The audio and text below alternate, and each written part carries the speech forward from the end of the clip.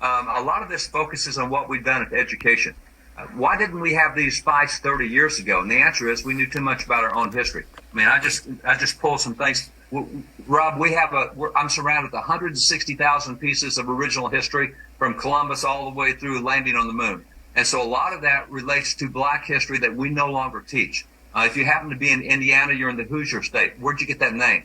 A black evangelist named Harry Hoosier in the Second Great Awakening. His converts went there. How many people who live in Indiana know that they're named after a black evangelist? Probably very few. How many know that the guy who brought an end to the American War for Independence, according to Lafayette, is a black double spy named James Armistead, who brought the war to an end? Without that, it might have gone much longer. Who knows that so many of the heroes we had in military battles, like the Battle of Bunker Hill, was a black hero named Peter Salem, another one named Salem. We just don't know that anymore.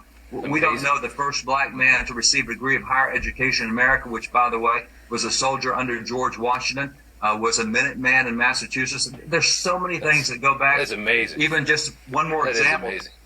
That's a piece of currency from 1880. It is signed right down here at the bottom by Blanche Kelso Bruce. And Blanche Kelso Bruce is the first black man to serve a full term in the U.S. Senate. He's the first black man to be nominated for Vice President of the United States back in 1880. No major party did it until 1880. Who hears about him? That currency signed by a black person in 1880, that he was nominated for vice president? We don't hear that today. That's amazing. You don't hear that. You don't hear any of that. And our education is terrible in this country. We got to get rid of the teachers' unions, and maybe these kids will learn something in school. David Barton, we appreciate you coming on. That was really good.